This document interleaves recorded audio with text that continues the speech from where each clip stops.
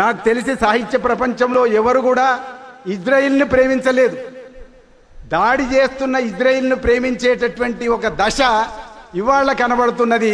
అది ఈ దేశభక్తి అనేటువంటి పేరుతో వాళ్ళ మెదళ్లలో కూరుతున్నటువంటి ఒక దుర్మార్గమైనటువంటి ఆలోచన. దానికి భిన్నం ఈ కవులు. ఇజ్రాయిల్ దాడి చేస్తున్నది. ఇజ్రాయిల్ దాడి చేస్తున్నప్పుడు నష్టపోతున్నది ఎవరు అంటే పాలస్తీనా. నష్టపోతున్నది ఎవరంటే గాజాలో జీవిస్తున్నటువంటి పాలస్తీనా ప్రజలు.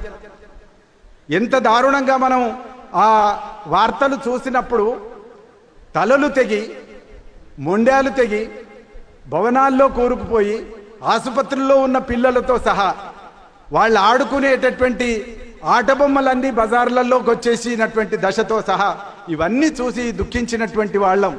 అందుకని ఈ సంకలనంలో, యువ కవుల యుద్ధ వ్యతిరేక సంకలనంలో కవుల కన్నీళ్లు కూడా దీంట్లో ఉన్నాయి.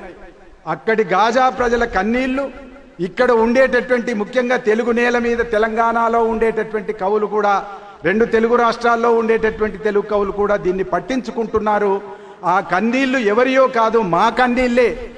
కవి అన్న తర్వాత ఏ దేశంలో కన్నీళ్లు గార్చేటటువంటి పీడితుల యొక్క కన్నీళ్ళైనా కూడా అవి తప్పనిసరిగా కవుల కన్నీళ్ళే అవుతాయని నిరూపించినటువంటి సంకలనం ఇది.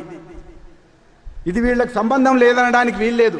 ఒక రెండు మాటలు చెప్పి నేను ముగిస్తాను. కన్నీళ్లు తుడిచేటటువంటి పని కవిత్వందా కాదా? కవిత్వం రాస్తారు, మీరు ఏం చేస్తారు అని చాలామంది అడుగుతూ ఉంటారు. మీరు కన్నీళ్లు తుడగలరా? గాజాకు వెళ్ళగలరా? గాజాకు వెళ్ళకపోవచ్చు, కన్నీళ్లు తుడవకపోవచ్చు. కానీ ఈ దేశంలో ఒక దేశం మీద ఇట్లాంటి దాడి ఒకటి చేస్తున్నది అని చెప్పేటటువంటి ప్రయత్నం అన్ని ప్రపంచంలో ఉన్న అన్ని దేశాల్లో, అన్ని రాష్ట్రాల్లో జరిగితే బహుశా ఆ దేశానికి తప్పనిసరిగా ఒక ప్రతిఘటన ఎదురయ్యేటటువంటి పరిస్థితి ఉంటుంది. అందరూ ఇట్లా ఆలోచించేటటువంటి పరిస్థితి ఉండాలని కోరుకుంటున్నాను.